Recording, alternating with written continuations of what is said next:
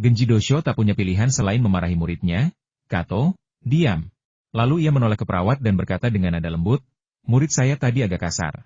Saya minta maaf atas namanya. Tolong segera bawa resepnya ke apotek. Terima kasih atas bantuannya. Setelah mengantar perawat pergi, Xuanzi Daosho menoleh ke Liu Mingzhang dan berkata, Saudara Liu, bolehkah kami masuk dan memeriksa perkembangan perawatan Kawashima? Mengingat status dan kedudukan Liu Mingzhang, bahkan Xuanzi Daosho harus memperlakukannya dengan sangat hormat. Liu Mingzhang melirik mereka dan memperingatkan, kalian boleh melihat, tapi jangan memberi Kawashima petunjuk apapun. Jangan khawatir, kami di sini hanya untuk melihat-lihat, kata Xuanzi Daosho sambil memimpin murid-muridnya menuju ruang pemeriksaan. Tunggu. Liu Mingzhang mengulurkan tangannya, menghentikan pria bernama Kato. Kau tidak boleh masuk. Tanpa diragukan lagi, dia membantu perawat yang dirugikan itu memberi Kato pelajaran. Jika orang lain yang menghentikannya, Kato pasti sudah mulai mengumpat. Tetapi ia tak punya nyali untuk melakukannya pada Liu Mingzhang. Ia hanya bisa meminta bantuan Xuanzi Daosho, berharap gurunya bisa memberikan nasihat yang baik untuknya. Namun, saat itu, seluruh perhatian Genji Dosuke tertuju pada Kawashima Haruto, yang alisnya berkerut, wajahnya lesu dan cemas, dan ia tak punya waktu untuk memikirkan hal sepele ini. Tanpa menoleh, ia berkata, Kato, dengarkan Tuan Yanagi, kau boleh menunggu di luar ruang pemeriksaan. Kato menundukkan kepalanya dengan lesu. Dan terlepas dari ribuan rasa kesal dan enggannya, ia hanya bisa menerima kenyataan ini. Ia dipenuhi penyesalan mengapa aku harus mengatakan satu hal lagi. Di bawah tatapan Liu Mingzhang, Kato menyelinap keluar dari ruang pemeriksaan. Genji Michiju kemudian melangkah ke arah Kawashima Haruto. Begitu melihatnya, Kawashima Haruto segera berdiri untuk menyambutnya. Genji Doju melambaikan tangannya dan bertanya, ada apa? Kenapa Anda meresepkan 5 resep berturut-turut? Padahal baru sebentar, mungkin sekitar 1 jam lebih sedikit. Ini hanyalah sekadar pertanyaan, bukan upaya membantu analisis, diagnosis, atau pengobatan. Jadi Liu Mingzhang dan Qiu Haogu hanya mengerutkan kening tetapi tidak keberatan. Kawashima Haruto menghela napas dan berkata pelan, aku tidak tahu apa yang terjadi. Keempat resep yang diberikan kepadaku semuanya untuk mengisi kembali Qi dan memulihkan Yang. Logikanya, salah satu dari resep itu seharusnya bisa memperbaiki kondisiku. Tapi setelah meminum keempat dosis ini, sama sekali tidak ada efeknya. Malahan, aku merasa kondisi fisikku semakin memburuk. Resep apa yang kau tulis? Tanya Xuanzi Daosho dengan suara berat. Liu Mingzhang dan Qiu Haogu berbicara serempak untuk menghentikannya Tuan Xuanzi. Tolong jangan melanggar aturan kompetisi. Xuanzi Daosho berargumen, saya hanya ingin tahu resep apa yang pernah dia gunakan sebelumnya. Saya tidak akan memberinya saran apapun. Seharusnya itu tidak melanggar aturan, kan? Liu Mingzhang dan Qiu Haogu bertukar pandang. Karena tindakan Xuanzi Daosho memang tidak melanggar aturan, mereka berhenti berusaha menghentikannya. Resep pertama yang saya gunakan adalah ramuan ginseng 1 bahan. Ini adalah formula yang luar biasa untuk mengisi kembali energi vital dan memulihkan Yang, dengan efek yang tak terbatas, tetapi setelah meminumnya, saya tidak mengalami reaksi apapun. Jadi, saya kemudian meresepkan ramuan ginseng dan akonit, serta pil 8 bahan yang mengandung akonit dan kayu manis. Kawashima Haruto menghitung dengan jarinya dan menjelaskan 5 resep yang telah diberikannya kepada Genji Doju satu persatu. Semakin Genji Dosho mendengarkan, semakin terkejut pula dia. Faktanya, ramuan obat tradisional Tiongkok tidak lambat berefek seperti yang diyakini banyak orang. Faktanya, formula yang sangat ampuh untuk mengisi kembali energi vital dan memulihkan Yang ini seharusnya bekerja dengan sangat cepat. Logikanya, 1 dosis seharusnya langsung memberikan hasil. Namun anehnya, Kawashima Haruto meminum 4 ramuan berbeda untuk mengisi kembali Qi dan memulihkan Yang tanpa efek apapun. Bahkan Xuanzi Daosho pun tak habis pikir. Setelah merenung sejenak, ia berkata, mungkinkah masalahnya bukan pada habisnya energi vital atau hilangnya energi Yang, melainkan sesuatu yang lain? Masalah lain? Tanya Kawashima Haruto heran. Apa saja itu? Liu Mingzhang segera menghentikannya, berkata, peringatan. Tuan Xuanzi, Anda telah melanggar peraturan dengan memberikan peringatan. Sesuai peraturan, kami akan mencatat masalah ini. Poin akan dikurangi setelah kompetisi. Sekarang, silakan, bersama murid-murid Anda, segera tinggalkan ruang ujian. Jika tidak, kami berhak menyatakan Anda kalah. Genji Dosho tidak berdaya dan hanya bisa menelan kembali kata-kata yang sudah ada di ujung lidahnya. Tepat saat itu, sebuah suara tiba-tiba terdengar dari ambang pintu Pak Liu. Tidak apa-apa, biarkan dia mengingatkan kita. Kalau mereka bersedia, mereka bahkan bisa mengundang lebih banyak ahli pengobatan tradisional Tiongkok untuk konsultasi. Tidak masalah, saya tidak keberatan. Semua orang menoleh untuk melihat ke arah pintu ruang pemeriksaan. Pembicaranya tidak lain adalah Zhao Chen. Zhao Chen, jangan bicara omong kosong. Ini kompetisi. Kata Qiu Haogu cemas, cepat-cepat mengingatkannya dengan keras. Melihat Kawashima Haruto yang kebingungan, hati Kyu Haogu yang tadinya tegang, sedikit lebih tenang. Dalam pandangannya, bahkan jika Zhao Chen dibuat bingung oleh penyakit aneh Liu Lili, selama pihak Kawashima Haruto juga tidak berdaya, kompetisi dapat berakhir seri. Tanpa diduga, Zhao Chen datang dan berkata bahwa dia bisa meminta ahli pengobatan kampo Jepang seperti Genji Dosho untuk menasihati Kawashima Haruto. Bagaimana ini bisa dibiarkan? Apa bedanya ini dengan menyerah begitu saja? Jika Swansea Daosho dan yang lainnya benar-benar mendengarkan Zhao Chen dan membantu Kawashima Haruto berkonsultasi, dengan keterampilan medis mereka, bagaimana mungkin mereka tidak menemukan cara untuk mengobati Kawashima Haruto? Pada saat itu, hasil imbang akan berubah menjadi kekalahan. Ada apa dengan Zhao Chen? Dia orang yang sangat pintar, bagaimana mungkin dia bisa membuat keputusan yang absurd seperti itu? Kyu Haogu sangat bingung. Zhao Chen tersenyum dan berkata, "Penatua Kyu, tidak apa-apa. Sekalipun semua tabib pengobatan tradisional Tiongkok terkemuka yang hadir hari ini bekerja sama, mereka tetap tidak dapat menyembuhkan penyakit Kawashima Haruto. Saya tidak bermaksud mendiskreditkan mereka, tetapi tingkat keahlian mereka memang belum cukup tinggi." Kata-kata ini mengejutkan semua orang yang hadir, dan Swansea Daosho dan murid-muridnya hampir marah. Dasar bocah yang cerdas. Swansea Daosho mencibir.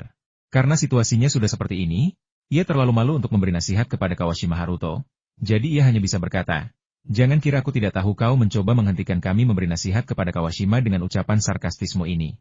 Kau memang licik, tapi pendekatanmu sama sekali tidak ada gunanya.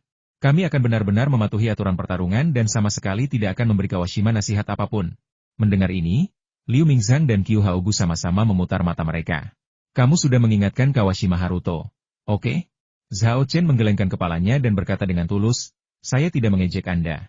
Saya sungguh-sungguh mengizinkan Anda berkonsultasi dengan Tuan Kawashima." Genji Dosho mendengus dingin. Terlepas dari apakah kata-kata Zhao Chen tulus atau sarkastis, ia tidak akan mengizinkan siapapun berkonsultasi dengan Kawashima Haruto. Karena dia tidak sanggup menahan rasa malu. Genji Dosho memberi instruksi, "Kawashima, pikirkan baik-baik. Terkadang, jika satu pendekatan tidak berhasil, sebaiknya kau coba pendekatan lain. Aku percaya pada kemampuan medismu. Kau pasti bisa menyembuhkan diri sendiri dan memenangkan pertandingan ini." Semangat juang Kawashima Haruto kembali menyala di matanya. Ia mengangguk penuh semangat dan menjawab dengan suara berat, "Tenang saja, Guru, aku pasti tidak akan mengecewakanmu." "Bagus," puji Swansea Daosho, lalu memanggil muridnya untuk meninggalkan ruang pemeriksaan. Melihat mereka hendak pergi, Zhao Chen buru-buru berkata, Hei, kenapa kalian pergi? Jangan pergi. Aku berkata jujur. Kawashima Haruto tidak bisa menyembuhkan dirinya sendiri-sendirian. Jika kalian semua bekerja sama, mungkin ada kesempatan." Swansea Daosho, dengan wajah gelap dan cemberut, mengabaikan Zhao Chen dan langsung berjalan keluar dari ruang pemeriksaan. Menurutnya, meskipun keterampilan medis Zhao Chen bagus, ia hanyalah seorang mahasiswa baru. Berdebat dengan junior seperti itu hanya akan mencoreng reputasinya. Namun, murid-muridnya tidak memiliki kekhawatiran seperti itu. Ketika mereka berpapasan dengan Zhao Chen, mereka akan memelototinya dengan tajam atau melontarkan beberapa komentar sarkastis atau teguran. Kalimat yang paling sering mereka ucapkan adalah, "Nak, daripada mengkhawatirkan penyakit kakak senior kita, lebih baik kau pikirkan bagaimana cara mengobati Liu Lili. Kau tidak menyerah dalam pengobatan dan kompetisi. Jadi kau datang ke sini untuk membuat masalah, kan?" Zhao Chen tidak marah. Ia terkekeh dan berkata, "Bagaimana ini bisa dianggap masalah?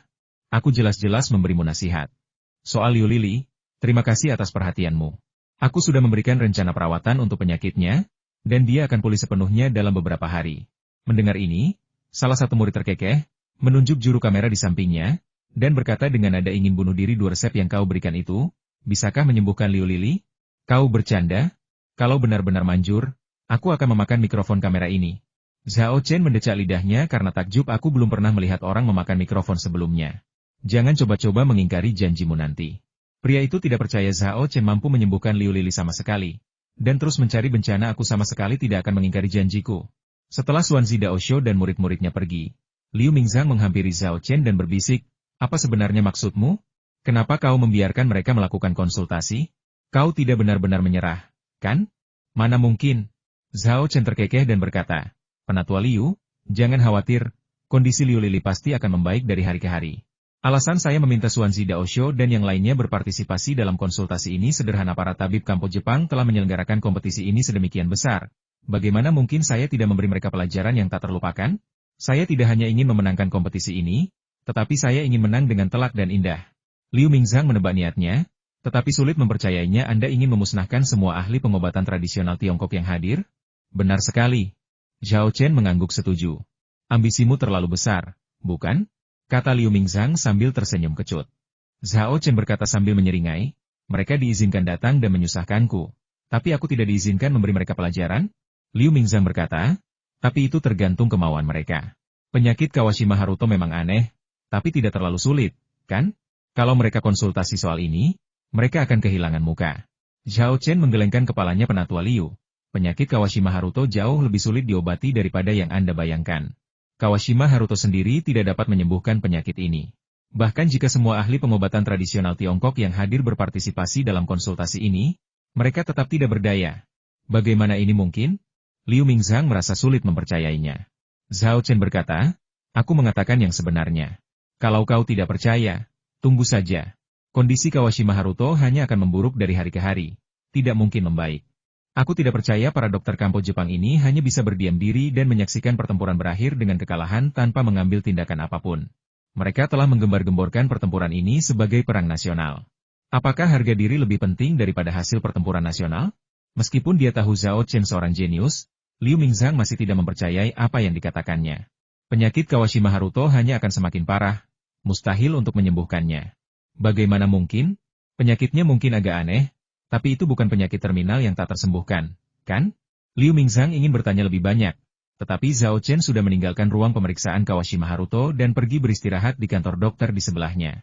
Tentu saja, di permukaan ia sedang beristirahat di mejanya, tetapi pada kenyataannya ia menggunakan teknik konsentrasi untuk mempelajari diagnostik pengobatan tradisional Tiongkok pada lembar informasi. Ia telah mempelajari buku itu sampai tuntas, hanya tersisa bagian diagnosis dan catatan kasus. Ia memperkirakan ia bisa menyelesaikan diagnostik pengobatan tradisional Tiongkok dalam 2 hari ke depan. Namun, ia juga tahu bahwa diagnostik pengobatan tradisional Tiongkok hanyalah garis besar diagnostik. Masih ada subdivisi lebih lanjut, seperti bedah pengobatan tradisional Tiongkok, penyakit dalam, ginekologi, dan pediatri. Singkatnya, dia masih harus banyak belajar. Ia tahu betul bahwa kemenangannya atas Kawashima Haruto kali ini bukan berarti kemampuan medisnya telah melampaui Kawashima Haruto. Malahan, keberuntungan berperan penting dalam kedua pertandingannya. Metode diagnostiknya sebelumnya, termasuk auskultasi dan bahkan observasi, kebetulan berada di bidang keahliannya. Kondisi Liu Lili, meskipun sangat sulit bagi orang biasa, bukanlah sesuatu yang mustahil baginya. Namun, jika Kawashima Haruto menemukan pasien lain untuknya, bahkan dengan keuntungan warisan Wu Peng, ia pasti akan bersusah payah untuk menyembuhkannya. Terus terang saja, itu karena mereka sendiri tidak cukup kuat. Untuk menjadi seorang dukun, keterampilan medis merupakan hal mendasar dan krusial. Zhao Chen bukanlah orang yang sombong. Ia sangat menyadari situasi ini, sehingga ia memanfaatkan setiap kesempatan untuk belajar. Waktu berlalu, dan segera hari pun tiba. Penonton siaran langsung terkejut saat mengetahui bahwa Zhao Chen menghabiskan seharian berbaring di ruang praktik dokter. Ia hanya terbangun sebentar saat makan. Tetapi setelah makan, ia kembali tidur di meja makan. Orang-orang terdiam melihat perilakunya. Kamu ikut kompetisi. Dan kompetisinya sangat dinantikan. Kok kamu bisa kelihatan capek banget? Apa kamu sudah benar-benar menyerah dan memutuskan untuk menyerah begitu saja? Sementara itu, Liu Lili yang berada di ruang pemeriksaan telah tidur nyenyak sejak meminum ramuan Guipi buatan Zhao Chen Kai. Sebelumnya, Xiao Cheng Cheng berada di dalam tubuhnya, menghabiskan banyak energi vitalnya. Hal ini membutuhkan tidak hanya pengobatan untuk pemulihan, tetapi juga istirahat dan penyesuaian. Akupunktur yang diberikan Zhao Chen sebelumnya memiliki efek hipnotis dan menenangkan, sehingga ia tidur hingga malam tiba. Tak seorang pun menghubungkan tidur nyenyak Liu Lili dengan fakta bahwa kondisinya membaik. Sama seperti tak seorang pun percaya bahwa Zhao Chen dapat menyembuhkannya. Berbeda dengan Zhao Chen dan Liu Lili yang pendiam, Kawashima Haruto sibuk sepanjang hari. Dari awal pertarungan hingga malam tiba, selama 10 jam, Kawashima Haruto meresepkan lebih dari 20 obat berbeda untuk dirinya sendiri. Selain perutnya yang terasa sakit karena kembung, ia tidak mengalami efek samping lain dari obat-obatan yang diminumnya. Selain itu, ia juga mencoba akupuntur, moksibusi, dan metode lainnya. Namun, seperti halnya ramuan herbal, metode-metode tersebut sama sekali tidak berpengaruh. Segala keributan dan gerakan itu tidak memperbaiki keadaannya sama sekali. Sebaliknya, ia malah semakin lelah, pikirannya makin lesu, napasnya makin tidak teratur, dan wajahnya berubah pucat pasi dan kuning, bagaikan zombie, yang sungguh meresahkan.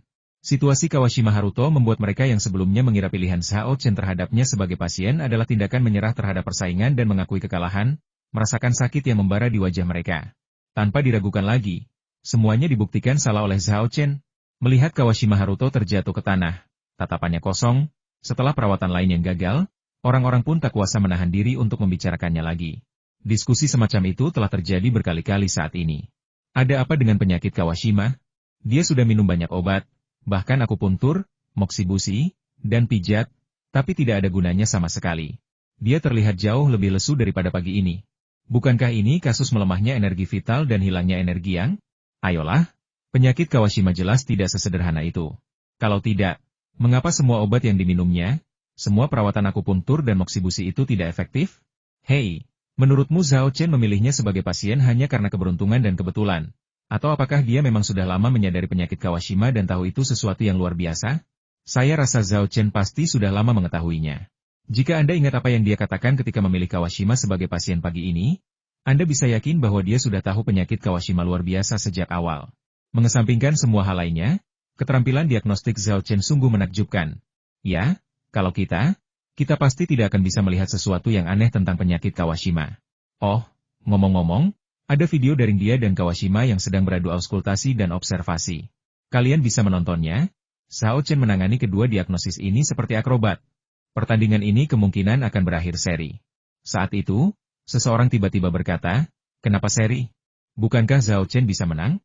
Diskusi terhenti sejenak, lalu meledak menjadi tawa. Jangan terlalu serakah, mendapatkan hasil seri saja sudah cukup bagus. Ya, Zhao Chen hanya meresepkan satu gui pitang dan satu babau gao dari awal sampai akhir. Dan kedua obat ini sudah terbukti tidak efektif untuk penyakit Liu Lili. Karena itu, pengobatan Zhao Chen untuk Liu Lili pasti akan gagal. Hasil seri adalah hasil terbaik. Meski begitu, kita harus berdoa agar Kawashima tidak menemukan pengobatan yang efektif dalam perawatan selanjutnya. Mendengar gelak tawa dan analisis dari kerumunan, bahkan orang yang sebelumnya mengira Zhao Chen akan menang pun mulai goyah. Tepat pada saat itu, semua orang melihat Zhao Chen, yang telah tidur di meja kantor dokter dalam siaran langsung, akhirnya membuka matanya. Zhao Chen merasa puas setelah seharian belajar. Namun, tanpa dupa yang menenangkan, pikirannya tidak bisa rileks saat belajar. Dan ia sedang berada dalam kondisi kelelahan mental. Ia butuh istirahat sejenak sebelum melanjutkan belajar. Jika tidak, bukan hanya pembelajarannya akan kurang efektif, tetapi ia juga bisa mengacaukan pengetahuan yang telah dipelajarinya. Sambil menatap jam yang tergantung di ruang dokter, Zhao Chen mendecak lidah dan berkata, "Sudah hampir jam 8? Waktu benar-benar cepat berlalu. Aku harus pergi memeriksa kondisi Liu Lili." Mendengar kata-katanya, semua orang yang hadir, termasuk mereka yang menonton siaran langsung, tak kuasa menahan diri untuk memutar mata. "Masih ingatkah kamu kalau ada pasien bernama Liu Lili? Kami melihatmu tidur terus dan mengira kamu sudah lupa." Ketika Zhao Chen memasuki ruang pemeriksaan Liu Lili, dia masih tertidur. Chen Kaihua duduk di samping tempat tidur istrinya, memegang tangannya, tatapannya lembut dan penuh kasih sayang. Kebaikannya terhadap Liu Lili dilihat dan dikagumi banyak orang. Banyak sekali gadis muda yang diam-diam bermimpi bertemu pria seperti dia. Beberapa wanita yang punya pacar atau sudah menikah mengeluh kepada pacar atau suami mereka lebih dari sekali hari ini. Tidak bisakah kamu belajar dari Chen Kaihua? Saat melihat Xiao Chen tiba, Chen Kaihua bergegas berdiri untuk menyambutnya. Rasa terima kasihnya kepada Zhao Chen begitu tulus. Hal ini mengejutkan banyak orang, yang tak kuasa menahan diri untuk bertanya-tanya. Mengapa Chen Kaihua begitu berterima kasih kepada Zhao Chen? Bukankah Zhao Chen sudah menyembuhkan Liu Lili? Mereka tidak tahu apa yang dialami Chen Kaihua dan Liu Lili. Jadi wajar saja mereka tidak tahu mengapa Chen Kaihua begitu berterima kasih kepada Zhao Chen. "Bagaimana kabar Nona Chen?" tanya Zhao Chen. "Bagus sekali." Chen Kaihua melirik istrinya dan berkata lembut, dia belum pernah tidur senyaman ini selama 2 tahun terakhir. Mendengar ini, para dokter yang merawat Liu Lili semuanya tercengang, dan ekspresi mereka langsung berubah. Seorang dokter dengan aksen Guangzhou bergumam, "Saya merasa ada yang tidak beres, dan sekarang akhirnya saya mengerti Liu Lili tidur seharian. Aneh sekali." "Ada apa?" tanya beberapa dokter yang belum pernah merawat Liu Lili dengan rasa ingin tahu. Dokter, yang berbicara dengan aksen Guangzhou, menjelaskan, "Liu Lili pernah dirawat di rumah sakit kami sebelumnya, dan tidurnya sangat buruk. Dia sering terbangun, menjerit dan berteriak. Tapi hari ini, dia sudah tidur lebih dari 10 jam sejak minum obat pagi ini. Ini sungguh tidak masuk akal." Ada yang berspekulasi, mungkinkah ada pil tidur yang ditambahkan? Namun dugaannya segera dibantah. Proses pengobatan Zhao Chen disiarkan langsung. Dia hanya menggunakan gui pitang dan babau gao, dan sama sekali tidak menggunakan pil tidur. Dan kalaupun dia menggunakannya, efeknya tidak akan sebesar ini, karena kami pernah menggunakannya pada Liu Lili sebelumnya. Dan efeknya hampir nol. Zhao Chen tidak dapat mendengar diskusi di luar. Dia tersenyum dan berkata, asalkan dia tidur nyenyak, itu bagus. Dengan kondisinya saat ini, dia hanya perlu tidur lebih banyak dan tidur nyenyak agar pulih. Tapi sekarang, saatnya membangunkannya. Setelah dia minum semangkuk jamu lagi, kamu bisa mengajaknya jalan-jalan di taman kecil rumah sakit. Oke. Chen Kaihua mengangguk setuju, lalu membangunkan Liu Lili. Orang-orang menjadi gelisah, takut kalau Liu Lili tiba-tiba menyerang dan melukai seseorang. Tetapi segalanya tidak berjalan seperti yang mereka bayangkan. Setelah Liu Lili bangun, ia tidak menunjukkan tanda-tanda kekerasan dan bereaksi seperti orang normal. Ia bahkan tersenyum dan menyapa Zhao Chen. Ini tidak ilmiah. Kalimat ini muncul dalam pikiran setiap orang tanpa pengaturan sebelumnya. Mereka yang merawat Liu Lili sangat terkejut. Dalam ingatan mereka, Liu Lili hampir selalu berada dalam kondisi gila. Ia bersikap bermusuhan kepada semua orang kecuali Chen Kaihua. Jika ia tidak memukul atau membentakmu, itu sudah merupakan kebaikan. Bagaimana mungkin ia bisa tersenyum atau menyapamu dengan sopan? Teruslah bermimpi. Namun kini, kejadian luar biasa ini benar-benar terjadi. Melihat Liu Lili dengan patuh bangun, minum obat herbal, makan bubur dan lauk pauk, lalu keluar dari ruang pemeriksaan dengan bantuan Chen Kaihua untuk berjalan-jalan di taman kecil rumah sakit, baik dokter Tiongkok maupun Jepang tidak dapat menahan diri untuk berseru atau berdiskusi di antara mereka. Kondisi Liu Lili benar-benar berbeda dari saat dia datang pagi ini. Ada apa? Mungkinkah kondisinya benar-benar mulai membaik? Hanya karena Gui Pitang dan Babao Gao? Seharusnya tidak begitu. Kedua obat itu tidak mempan pada Liu Lili. Bisakah seseorang memberitahu saya apa yang terjadi? Pikiran mereka dipenuhi berbagai pertanyaan. Namun sayang, sekuat apapun mereka memutar otak, mereka tidak dapat menemukan alasannya. Namun, situasi Liu Lili menyebabkan mereka mempertimbangkan kembali pandangan mereka sebelumnya. Banyak orang bahkan percaya bahwa Zhao Chen mungkin benar-benar dapat menyembuhkan Liu Lili. Berita ini menjadi dorongan besar bagi para dokter Tiongkok. Sementara itu, dokter Jepang itu, yang dipenuhi rasa cemas dan tegang, bergumam masam, mungkin ini hanya semburan energi terakhir sebelum kematian? Masih terlalu dini untuk menilai apakah perawatan ini benar-benar efektif, kita perlu mengamati selama 2 hari lagi untuk memastikannya. Seperti kata dokter Jepang itu, kontes ini tidak bisa dimenangkan dalam 1 hari. Maka malam itu, Zhao Chen tidak bisa kembali ke hotel dan terpaksa tidur di ruang rawat inap rumah sakit. Untuk mencegahnya berbuat curang, pihak Jepang menempatkan personel pengawasan yang tidur di ruang tugas yang sama dengannya. Selain itu, kamera juga dipasang untuk merekam seluruh proses. Malam itu, beberapa stasiun televisi melaporkan kejadian tersebut. Meskipun itu hanya sebuah berita yang berlangsung hanya 1 atau 2 menit, hal itu membuat banyak orang yang tidak mengetahui peristiwa tersebut menyadari bahwa sebuah kompetisi keterampilan medis yang unik tengah berlangsung antara Tiongkok dan Jepang. Zhao Chen menjadi terkenal sekali lagi. Terjadi peningkatan yang signifikan dalam diskusi daring mengenai masalah ini. Video Zhao Chen yang sedang mendemonstrasikan auskultasi dan observasi, serta tantangannya sebelumnya terhadap keluarga Zhao dari Jinling, terungkap dan beredar luas, menarik perhatian dan keheranan yang cukup besar. Manfaat paling langsung yang didapat Zhao Chen adalah ia memperoleh gelombang kekaguman lainnya. Lin Sui jarang muncul di forum sekolah selama 2 hari terakhir. Meskipun ia sudah berbicara dengan Zhao Chen di telepon dan mengobrol dengannya di WeChat, Zhao Chen tidak menyinggung soal kompetisi tersebut. Barulah ketika ia sedang menonton TV bersama orang tuanya malam itu, ia mengetahui bahwa Zhao Chen sebenarnya telah ditantang oleh Kawashima Haruto. Terlebih lagi, tantangan ini telah meningkat ke tingkat perebutan warisan, sebuah perang nasional. Bukankah itu Xiao Zhao? Kok dia malah berselisih dengan ilmuwan medis Jepang? Sue Wanyun menatap Zhao Chen di berita itu dengan heran. Aku juga tidak yakin. Aku akan menelepon dan bertanya sekarang, kata Lin Sue, sambil mengeluarkan ponselnya dan menelepon Zhao Chen. Namun, seperti panggilan-panggilan lain yang ia lakukan sebelumnya hari itu, tidak ada yang menjawab. Melihat hal ini, Lin Liqiang berkata, ponselnya pasti disita untuk mencegahnya menggunakannya untuk berkonsultasi dengan orang luar selama perawatan. Dia benar, ponsel Zhao Chen disita pada awal perkelahian.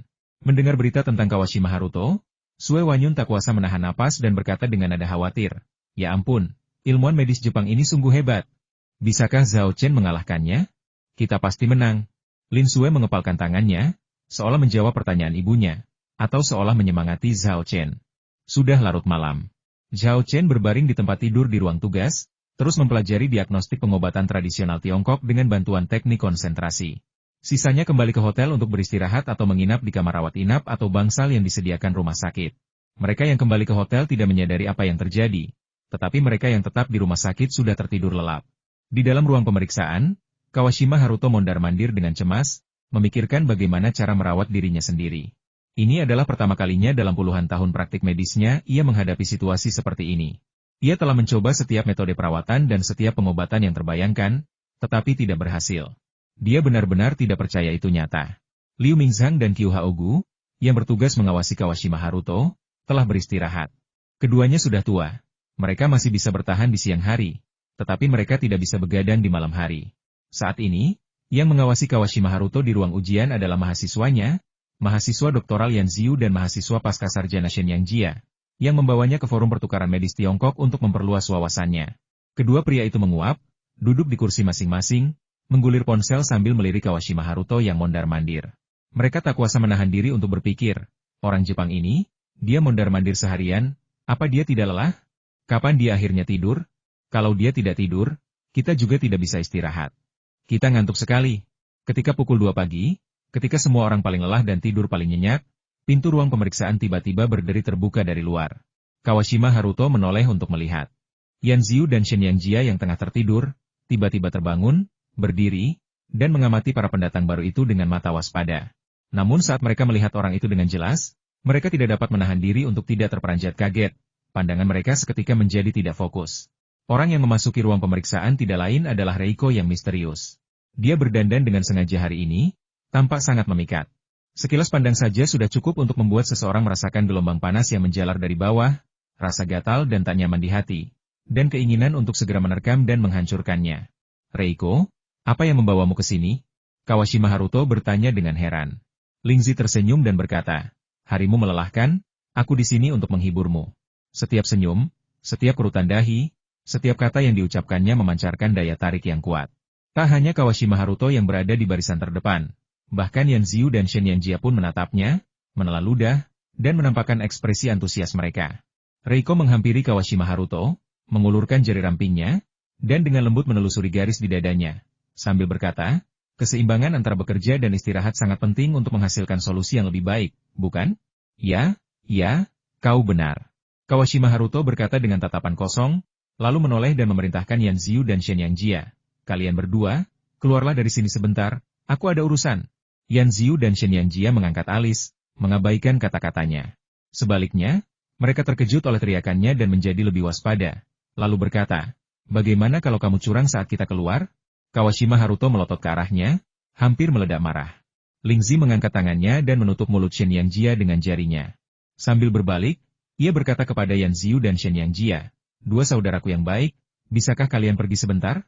Tentu saja, kalian boleh tinggal jika mau. Hehehe.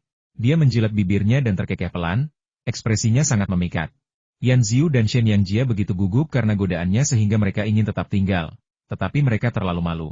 Setelah bertukar pandang, mereka berkata, kita bisa keluar, tapi kamu harus menyerahkan ponselmu. Kami akan mengembalikannya saat kamu keluar. Oke. Lingzi mengangguk, mengeluarkan ponselnya dari tas tangannya, dan menyerahkannya kepada mereka berdua. Keduanya berbalik dan meninggalkan ruang pemeriksaan. Entah kenapa, mereka merasa ada secercah penyesalan di mata Lingzi. Kenapa dia menyesal? Mungkinkah dia sebenarnya ingin kita berdua tetap di sini? 3 pria dan 1 wanita. Ini terlalu menyenangkan, ya? Aku pasti salah, pasti. Keduanya bergumam pada diri mereka sendiri saat mereka meninggalkan ruang pemeriksaan. Mereka tidak tahu bahwa mereka baru saja lolos dari bencana. Pintu ruang pemeriksaan berderit menutup secara otomatis, meskipun tidak ada seorang pun yang menggerakkannya. Yan Ziyu dan Shen Yang Jia bertukar pandang, lalu bersamaan menempelkan telinga mereka ke pintu, mencoba menguping apa yang terjadi di dalam.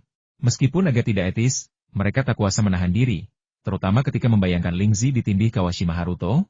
Jantung mereka berdebar kencang. Mereka tidak kecewa, karena tak lama kemudian suara terengah-engah Kawashima Haruto terdengar dari dalam. Namun anehnya, tak terdengar erangan lembut dari Reiko. Di ruang pemeriksaan, Lingzi duduk di kursi di samping, dengan santai memakan biji bunga matahari. Sementara itu, Kawashima Haruto sedang memeluk sebuah kerangka, bekerja dengan tekun. Ia menyelesaikannya hanya dalam beberapa menit. Lelah karena aktivitas hari itu, ia menguap tanpa henti setelah sesi yang intens. Ia berpakaian, membisikkan beberapa kata lembut kepada kerangka itu, lalu tertidur lelap, mendengkur pelan. Setelah memastikan bahwa dia sedang tidur, wanita tulang berjalan mendekati Reiko dan menyerahkan padanya maniki. Reiko membuka mulutnya dan menelan kibeat. Kemudian ia berdiri, berjalan ke sisi Kawashima Haruto, dan menyentuh dahinya dengan jarinya, sambil berkata dengan nada menggoda, Kawashima-kun, bisakah kau memberitahuku di mana pusaka keluargamu disimpan?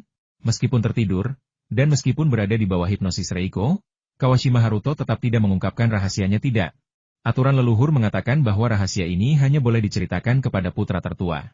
Tidak boleh diceritakan kepada siapapun. Sila leluhur sungguh tertanam kuat di jiwa kalian, desah Reiko.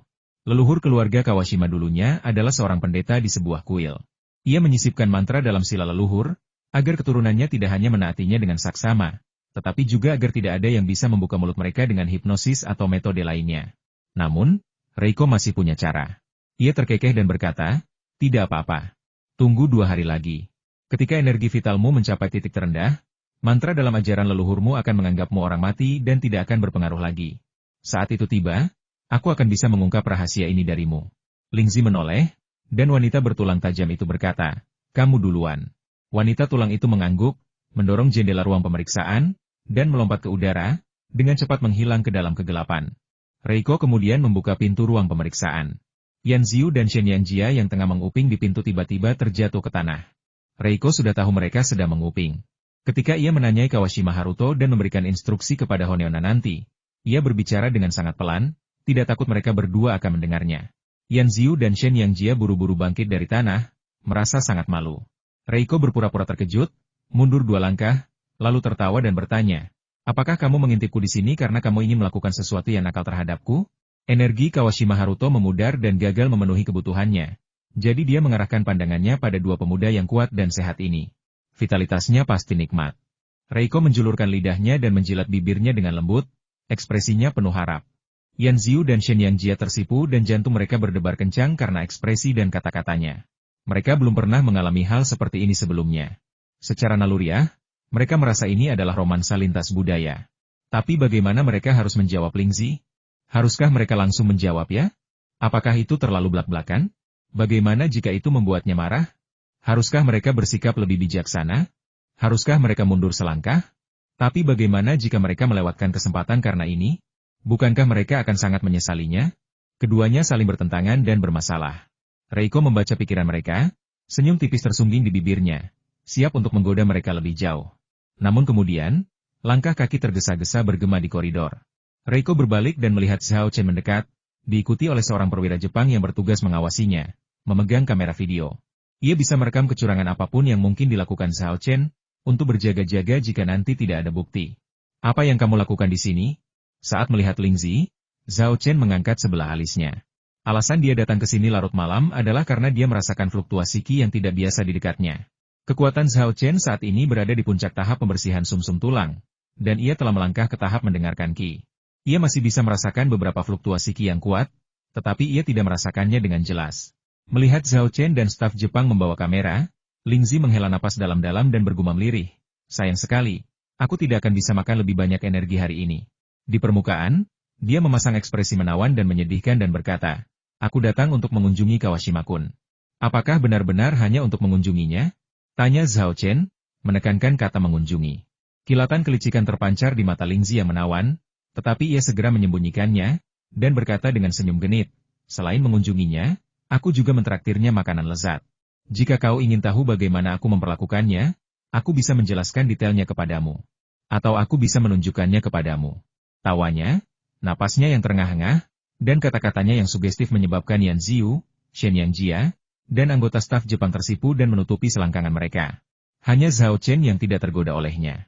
Sejak awal, Zhao Chen yakin bahwa Lingzi bukan orang biasa dan waspada terhadapnya. Bagaimana mungkin dia bisa tergoda olehnya? Lupakan saja, aku tidak tertarik. Zhao Chen mendengus, menatap Lingzi, dan berkata, kata demi kata, aku tidak peduli apa niatmu, dan aku tidak peduli apa yang telah kau lakukan, tapi aku akan memberimu sedikit nasihat jangan celakai temanku, atau kau akan menyesalinya. Oh, Reiko masih tersenyum, tapi kali ini senyumnya agak dingin, membuat bulu kuduk meremang.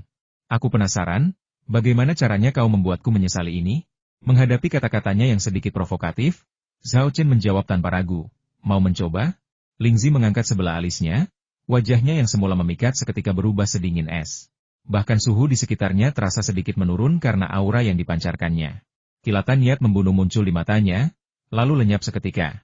Dia belum pernah diprovokasi atau diancam seperti ini sebelumnya. Namun, ia akhirnya berhasil menahan amarahnya. dan senyum menggoda kembali tersungging di bibirnya. Ia berkata dengan genit, "Aduh, kau benar-benar membuatku takut. Aku tidak mau diganggu olehmu. Baiklah, karena aku tidak diterima di sini, aku akan pergi." Ia berbalik dan mengulurkan tangan kepada Yan Ziyu dan Shen Yangjia, lalu berkata, "Di mana ponselku? Boleh kuambil kembali?" Oke. Yan Ziyu buru-buru mengeluarkan ponsel Lingzi dari sakunya dan mengembalikannya padanya. "Apakah kamu meninggalkan nomor teleponmu di teleponku?" tanya Reiko. Ini, Yan Ziyu dan Shen Yangjia bertukar pandang, keduanya merasa agak menyesal. Kesempatan besar ini telah diberikan kepada mereka, dan mereka tidak menghargai atau memanfaatkannya bodoh. Mereka buru-buru berkata, "Bolehkah saya memberikan teleponnya sekarang?" "Lupakan saja." Lingzi menggelengkan kepala dan menunjuk Zhao Chen. Dia tidak akan setuju. Kemudian, dia berbalik, berjalan ke lobi lift, dan naik lift ke lantai bawah. Yan Ziyu, Shen Yangjia, dan staf Jepang semuanya menatap Zhao Chen dengan mata tak berdaya, bergumam serempak, "Anak ini, kenapa dia tidak tahu bagaimana cara menyayangi wanita?" Tanpa mereka sadari, Zhao Chen memahami pentingnya kesopanan dan kelembutan. Namun, Lingzi ini jelas bukan bunga atau giok yang indah. Ia adalah janda hitam yang mematikan, ular berbisa. Setelah Lingzi pergi, Zhao Chenchong bertanya kepada Yan Ziyu dan Shen Yangjia, "Saudara-saudara senior, di mana Kawashima?" "Dia tidur di ruang pemeriksaan," kata Yan Ziyu sambil menunjuk ke ruang pemeriksaan. Zhao Chen mengintip ke dalam dan bertanya, "Bagaimana kabarnya?" "Tidak bagus," kata Shen Yangjia. Dia belum bisa memikirkan metode pengobatan yang efektif dan terus memikirkan hal itu. Setelah wanita itu datang, mereka melakukan hal itu, lalu dia tertidur. Ketika Shen Yangjia mengatakan benda itu, ia menepuk tangannya beberapa kali. Zhao Chen dan Yan Ziyu mengerti maksudnya, tetapi staf Jepang itu tampak bingung dan tidak mengerti maksudnya. "Terima kasih atas kerja kerasmu malam ini." Setelah mengucapkan selamat tinggal kepada Yan Ziyu dan Shen Yangjia, Zhao Chen berbalik dan kembali ke ruang dokter yang sedang bertugas. Dalam perjalanan, ia bergumam dalam hati, vitalitas Kawashima terasa jauh lebih lemah daripada sebelumnya. Mungkinkah wanita ini ada di sini untuk menyerap vitalitas Kawashima? Tapi mengapa dia melakukan itu? Kawashima sudah berusia lebih dari 50 tahun. Vitalitasnya sama sekali tidak ada. Lebih baik mencari orang yang lebih muda untuk menyerapnya daripada menyerap vitalitasnya. Apa sebenarnya yang ingin dilakukan wanita ini? Pada saat yang sama, Lingzi meninggalkan gedung rawat jalan rumah sakit. Rumah sakit itu sepi di malam hari, diselimuti kegelapan kecuali beberapa lampu jalan. Sebuah suara terdengar di samping Reiko, "Bocah ini benar-benar berani mengancammu. Apakah kau akan membunuhnya? Jangan terburu-buru." Reiko menggelengkan kepalanya, berbalik, menatap lantai tempat Zhao Chen berada, dan berkata dengan dingin, "Yang terpenting sekarang adalah mendapatkan informasi keberadaan harta karun itu dari Kawashima.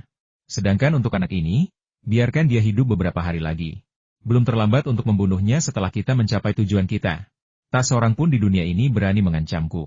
Dia yang pertama. Aku harus mengambil sesuatu darinya sebagai kenang-kenangan. Aku akan mengambil jantung dan hatinya." Suatu malam berlalu. Keesokan harinya, Zhao Chen bangun pagi, sarapan di kafetaria rumah sakit, dan kemudian pergi ke ruang pemeriksaan untuk memeriksa kondisi Liu Lili. Dibandingkan kemarin, kondisi Liu Lili telah membaik secara signifikan. Transformasi mentalnya mengejutkan mereka yang awalnya percaya Zhao Chen tidak dapat menyembuhkannya, membuat mereka tak percaya. Kini, terlepas dari sedikit kelelahan mental, Liu Lili tampak tidak berbeda dari orang normal. Orang-orang tidak dapat mengerti mengapa resep yang sebelumnya tidak efektif memiliki efek ajaib di tangan Zhao Chen. Mereka ditakdirkan untuk tidak pernah menemukan jawabannya. Karena mereka tidak pernah membayangkan bahwa ada jiwa lain yang tersembunyi di dalam tubuh Liu Lili. Setelah sarapan, Liu Lili minum semangkuk gui pitang. Kemudian, dengan bantuan Chen Kaihua dan beberapa perawat, ia membersihkan salep yang mengering dari kemarin dan menggantinya dengan baba ogao yang baru. Setelah mengelupas salep yang mengering, Chen Kaihua dan beberapa perawat terkejut mendapati sebagian besar luka dan bisul yang sebelumnya parah di tubuh Liu Lili telah sembuh. Banyak area telah membentuk koreng berwarna coklat kemerahan. Jika kondisi ini tidak kambuh, mereka yakin luka-luka ini akan sembuh total dalam waktu singkat. Chen Kaihua sangat gembira dengan perubahan ini. Selama lebih dari 2 tahun, ia telah mengalami banyak sekali momen keputusasaan. Kali ini, ia akhirnya merasa telah melihat harapan. Kabar membaiknya kondisi Liu Lili pun tersebar dari mulut para perawat. Tak lama kemudian, mereka yang mengikuti pertarungan itu mengetahui bahwa luka mental dan fisik Liu Lili sembuh dengan cepat. Dibandingkan dengan Liu Lili, situasi Kawashima Haruto jauh dari optimis. Tepatnya, itu cukup buruk. Dia terus tertidur sejak Lingzi pergi tadi malam. Perawatan Zhao Chen sudah selesai, tapi dia masih belum bangun. Situasi ini menimbulkan rasa gelisah yang mendalam di hati Genji Doshou dan yang lainnya. Ia memimpin beberapa muridnya ke ruang pemeriksaan tempat Kawashima Haruto berada. Genji Doju melangkah ke samping tempat tidur Kawashima Haruto yang sedang tidur dan berteriak, "Kawashima, kenapa kamu masih tidur? Bangun! Apa kamu sudah memikirkan cara untuk mengobati penyakitmu? Waktu itu sangat berharga, jangan sia-siakan, kita tidak boleh menyia-nyiakannya." Kawashima Haruto yang sedang berbaring di tempat tidur bergerak sedikit namun tidak bangun. Sebaliknya, ia terus tidur. Sebagian besar kepalanya tersembunyi di bawah selimut, sehingga mustahil untuk melihat seperti apa rupanya. Marah, Genji Doshou meraih selimut dan melemparkannya ke samping. Namun, saat melihat penampilan Kawashima Haruto saat ini, Genji Doju dan murid-muridnya tidak dapat menahan diri untuk berseru kaget.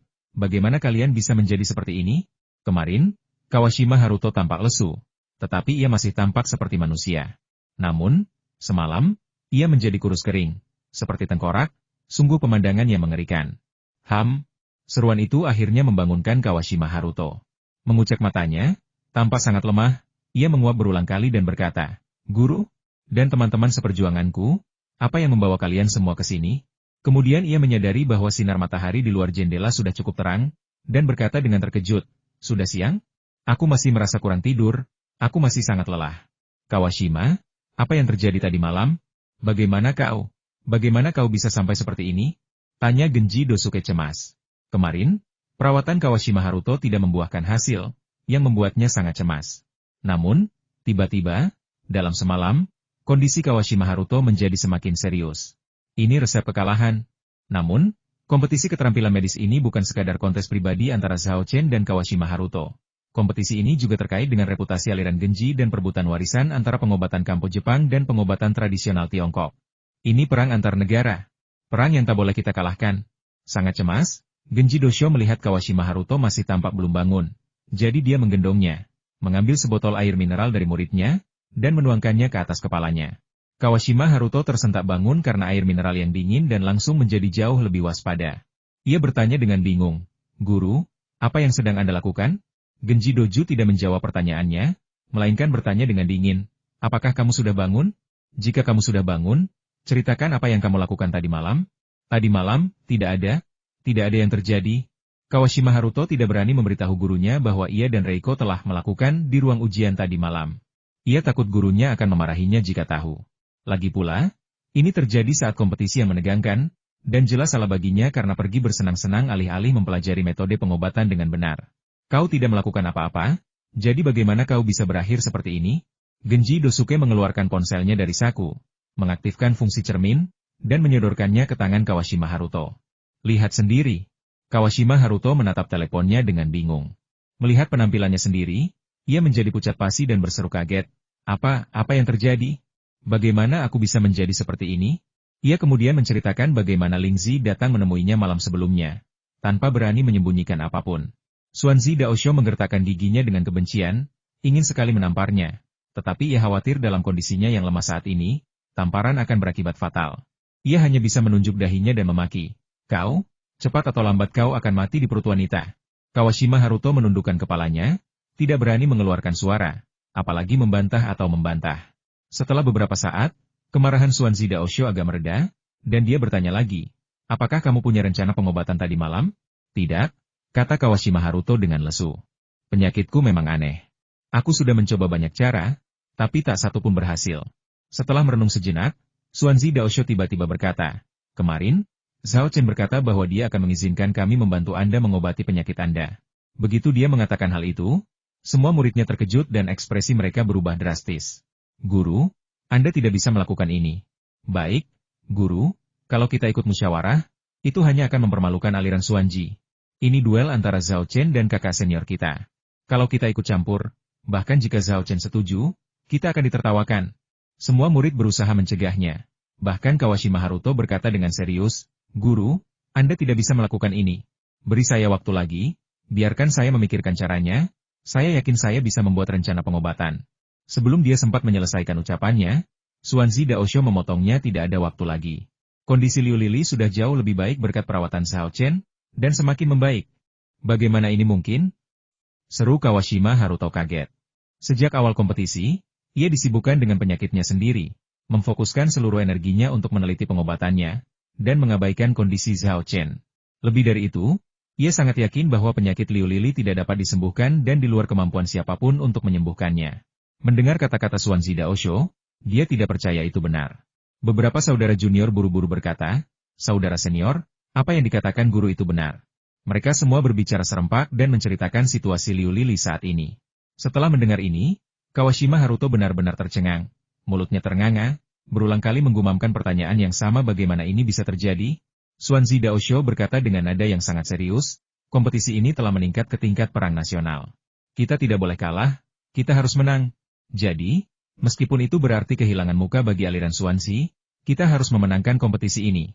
Jika kita menang, kita akan menjadi pahlawan pengobatan Kampo, dan kehormatan yang hilang akan kembali 10 kali lipat.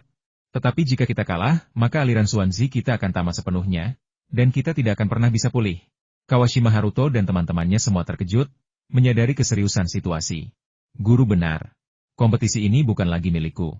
Apa gunanya harga diri dan kehormatan pribadi jika aku bisa mengalahkan Zhao Chen? Kawashima Haruto tiba-tiba berlutut, bersujud dalam-dalam kepada Genji Doshou, dan berkata dengan suara berat, "Guru, aku telah mengecewakanmu. Maafkan aku.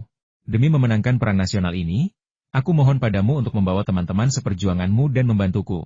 "Bangun," kata Xuanzi Daosho. "Kami akan melakukan segala daya kami untuk membantumu memenangkan pertandingan ini." Saat itu, Yan Ziu dan Shen Yangjia masih menjaga ruang ujian. Keduanya tidak mengerti bahasa Jepang. Jadi mereka tidak tahu apa yang dikatakan Xuanzi Daosho dan Kawashima Haruto. Untuk mencegah mereka berkomunikasi dalam bahasa Jepang untuk menyontek, keduanya buru-buru berkata, "Bicaralah bahasa Mandarin. Kalau tidak, kami punya alasan untuk curiga bahwa Anda membantu Kawashima Haruto." Genji Dosuke berbalik dan berkata dalam bahasa Mandarin, "Kau benar, kami akan membantunya." Hah? Yan Ziu dan Shen Yangjia tercengang, wajah mereka penuh kejutan. Mereka tidak mengerti mengapa orang-orang ini curang dan kemudian membicarakannya dengan begitu percaya diri. Pada saat itu, Qiu Haogu dan Liu Mingzang tiba. Keduanya segera menyapa dan memberitahu guru mereka tentang apa yang baru saja terjadi. Setelah mendengarkan, Liu Mingzang mengangkat alisnya dan bertanya, "Tuan Xuanzi, apa maksud Anda dengan apa yang baru saja Anda katakan?" Genji Doju menjawab, "Bukankah Zhao Chen kemarin bilang dia setuju untuk membiarkan kita membantu Kawashima dalam konsultasi? Apa? Kau mau ingkar janjimu sekarang?" Zhao Chen mendengar pertengkaran itu dan menghampiri. Saat itu, ia mendengar kata-kata Xuanzi Daosho dan langsung berkata, "Tentu saja aku tidak akan mengingkari janjiku. Namun, aku khawatir kalian tidak bisa banyak membantu Kawashima. Bagaimana kalau kalian memanggil beberapa orang lagi?" Genji Doshou mendengus dingin, mengeluarkan kalimat yang mengerikan melalui gigi yang terkatup, "Tidak perlu merepotkan orang lain. Sekolah Genji kami sudah cukup. Kalau begitu, kamu bisa mencobanya dulu. Kalau menurutmu tidak berhasil, panggil saja beberapa orang lagi. Aku sudah setuju, berapapun jumlah orang yang kamu bawa. Kalau tidak cukup banyak tabib pengobatan tradisional Tiongkok di Shanghai, kamu bisa membawa lebih banyak bantuan dari Jepang." Zhao Chen tahu betul apa yang salah dengan kondisi Kawashima Haruto. Penyakit ini tak tersembuhkan, berapapun dokter yang datang. Karena itu, ia sangat ingin Genji Dosuke membawa lebih banyak orang untuk membantu. Hanya dengan begitu ia dapat meraih kemenangan telak dan menghukum para dokter Kampo Jepang ini. Kalau berani memprovokasi kami, siap-siap saja dipukuli habis-habisan. Xuanzi Daosho tidak tahu apa yang dipikirkan Zhao Chen, dan hanya berasumsi bahwa ia sedang diolok-olok. Namun, demi memenangkan pertandingan ini, ia rela mengerahkan seluruh kemampuannya dan sepenuhnya mengabaikan harga dirinya. Orang-orang yang menonton siaran langsung di ponsel mereka terkejut ketika melihat apa yang terjadi. Xuanzi Daosho benar-benar membawa murid-muridnya untuk mengikuti kompetisi dan membantu Kawashima Haruto dengan konsultasi medisnya, dan Zhao Chen benar-benar menyetujui permintaan mereka yang tak tahu malu itu. Orang-orang Jepang ini mulai cemas karena kondisi Liu Lili semakin membaik sementara kondisi Kawashima Haruto semakin memburuk. Seberapapun cemasnya kamu tidak bisa melakukannya seperti ini. Ini jelas sekolah Xuanzi yang menantang Zhao Chen dengan kekuatan seluruh faksi. Benar-benar tidak tahu malu. Pihak Tiongkok melontarkan tuduhan bertubi-tubi, sementara pihak Jepang terdiam. Meskipun mereka membenci tindakan Genji Doshou, mereka tahu duel ini tak terelakkan. Karena Kawashima Haruto tak mampu menyembuhkan penyakitnya, Genji Doshou dan muridnya terpaksa bertarung. Apakah melakukan ini merupakan kemenangan yang tidak adil? Asalkan kita menang, semuanya baik-baik saja. Tim Jepang sangat percaya pada Genji Doju, yang merupakan seorang ahli di bidang pengobatan Kampo Jepang. Mereka semua berpikir serempak. Sekarang setelah Lord Genji turun tangan secara pribadi, penyakit Kawashima pasti akan segera kambuh, kan? Namun, segala sesuatunya tidak berjalan seperti yang mereka bayangkan. Menjelang malam di hari kedua, kondisi Liu Lili semakin membaik, dan ia hampir pulih sepenuhnya. Sebaliknya, Kawashima Haruto, meskipun Genji Dosuke dan muridnya bergabung, dan meskipun telah mencoba berbagai perawatan, tidak menunjukkan perbaikan sama sekali. Kini, semakin banyak orang di komunitas pengobatan Kampo Jepang yang merasa gelisah. Jika kita kalah dalam perang nasional ini, komunitas pengobatan Kampo Jepang akan kehilangan muka. Karena itu, kita harus memenangkan kontes ini, meskipun metodenya tidak jujur. Lagi pula, ini semua tentang pemenang. Begitu kita menang, ada banyak cara untuk memuliakan diri kita sendiri. Malam itu, banyak praktisi pengobatan tradisional Tiongkok yang terampil datang ke klinik Kawashima Haruto dan mengajukan diri untuk bergabung dalam konsultasi. Awalnya, Genji Dosuke menolak. Namun, ia kemudian menyadari bahwa kondisi Kawashima Haruto terlalu aneh, dan kemungkinan menyembuhkannya hanya dengan kelompoknya sangat kecil. Maka, ia mengertakkan gigi dan setuju untuk membiarkan mereka bergabung. Pada hari ketiga, ketika orang-orang menyalakan siaran langsung, mereka terkejut mendapati ruang konsultasi Kawashima Haruto penuh sesak, baik di dalam maupun di luar. Mereka semua adalah pakar pengobatan Kampo Jepang, yang hadir untuk membantu Kawashima Haruto dalam konsultasinya. Banyak orang datang dan menawarkan banyak ide, tetapi tidak ada satupun yang berguna bagi Kawashima Haruto. Kondisi Kawashima Haruto memburuk, sementara Liu Lili hampir pulih sepenuhnya. Hasil duel ini sudah cukup jelas. Secara daring, kompetisi tersebut memicu gelombang diskusi baru di antara mereka yang mengikuti acara tersebut. Hal ini telah dibahas di banyak forum medis. Forum di Universitas Kedokteran Tsinghua, tempat Xiao Chen bekerja, ramai dengan aktivitas. Bahkan ada yang memulai utas untuk meminta maaf kepada Xiao Chen. Awalnya saya pikir Xiao Chen pasti akan kalah dalam pertarungan ini. Sekarang saya sadar bahwa saya tidak hanya salah, tapi sangat salah. Tulisan ini, meski hanya beberapa kalimat panjangnya, menarik banyak balasan. OP, aku bernasib sama denganmu. Tanpa diduga, Liu Lili, yang sebelumnya dianggap tak tersembuhkan, perlahan pulih berkat perawatan Xiao Chen. Sementara itu, Kawashima Haruto, yang kondisinya tidak dianggap masalah besar oleh banyak orang, justru memburuk drastis hanya dalam 2 hari. Yang terpenting, bahkan dengan bantuan begitu banyak dokter Kampo Jepang terkemuka, mereka semua tak berdaya.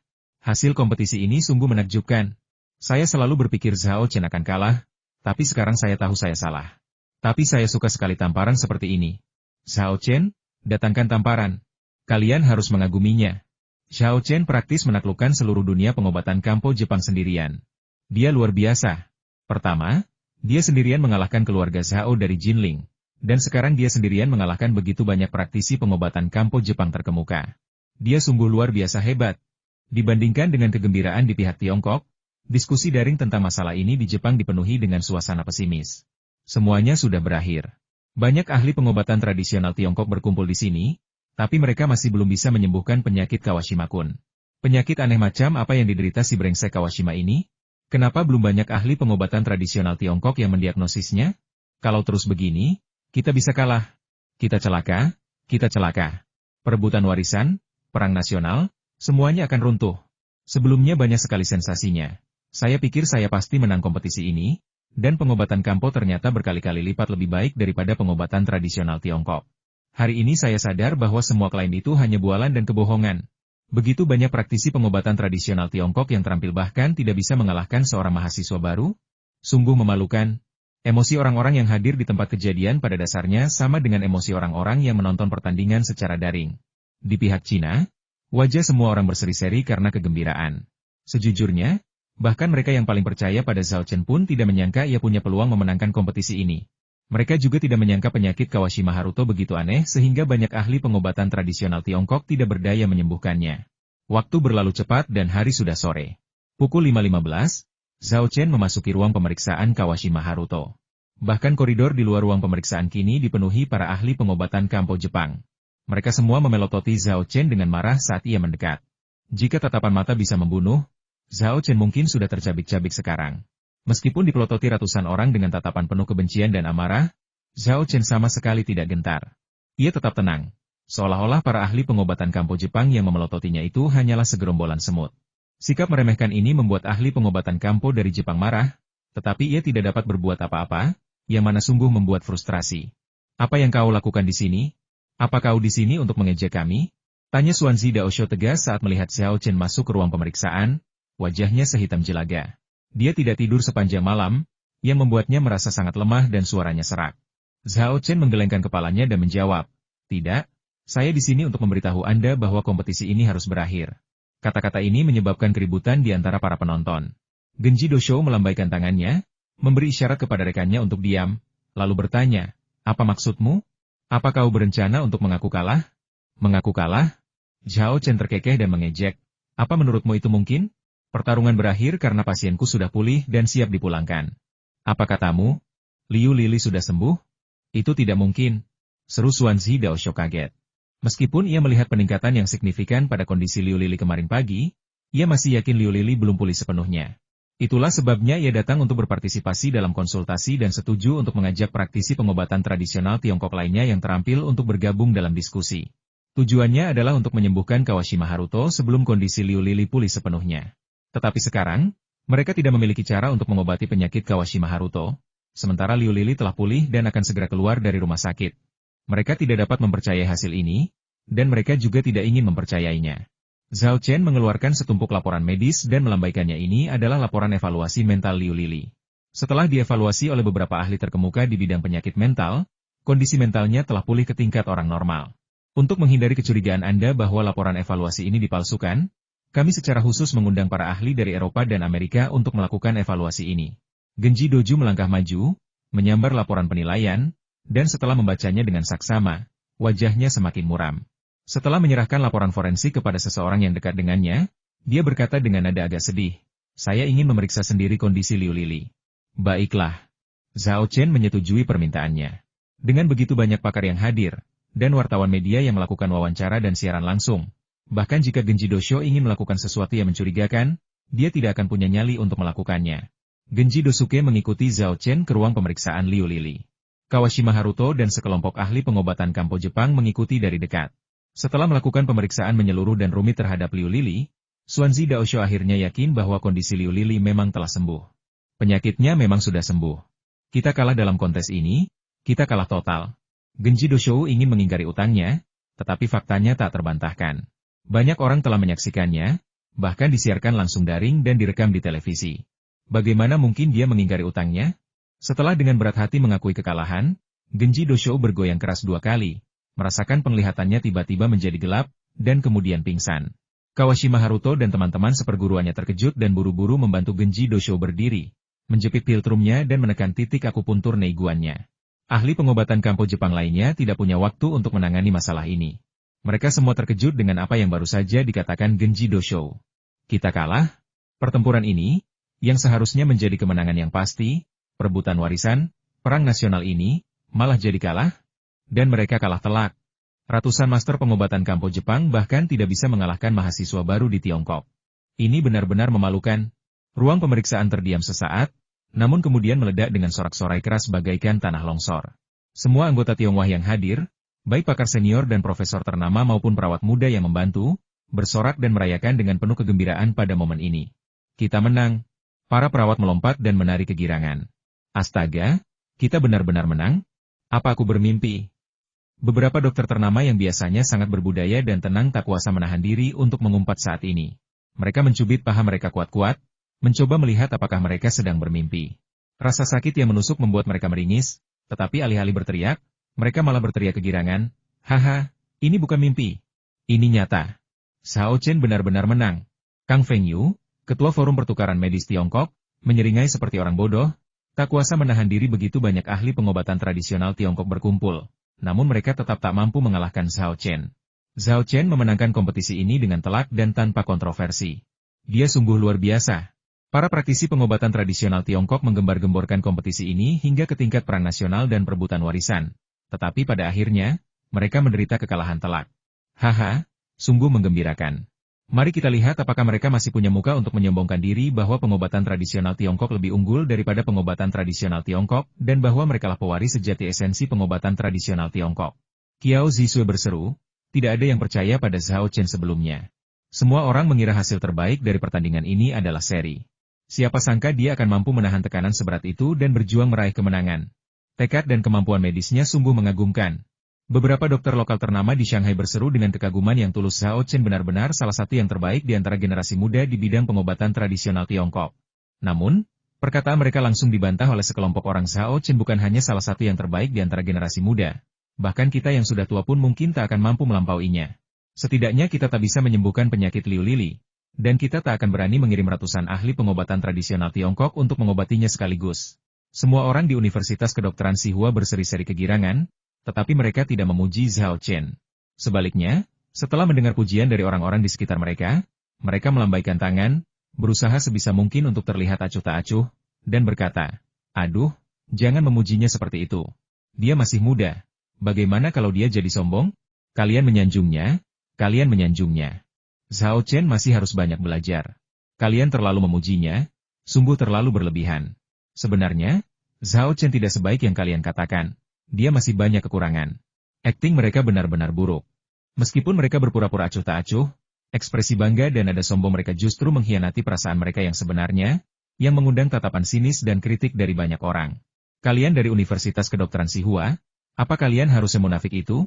Kalian semua menyeringai lebar, tapi tetap saja rendah hati. Apa yang kalian lakukan dengan rendah hati? Kamu bilang gak mau dipuji, tapi ekspresimu jelas-jelas bilang puji aku lagi. Puji aku lagi. Munafik banget. Aku nggak nyangka orang-orang dari Universitas Kedokteran Tsinghua bakal kayak gini. Mereka semua palsu banget. Ketika kebohongan mereka terbongkar, pihak Universitas Kedokteran Tsinghua tidak marah. Malah, mereka tertawa dan berkata, yang kalian lakukan itu iri dan cemburu. Sayang sekali. Seberapapun kalian iri atau cemburu, itu sia-sia. Siapa suruh kalian tidak punya anak yang menjanjikan seperti Zhao Chen? Mendengar kata-kata mereka yang sangat keji, semua orang geram. Jika bukan karena kehadiran rekan-rekan dan wartawan Jepang, mereka mungkin sudah mengepung dan menghajar mereka habis-habisan.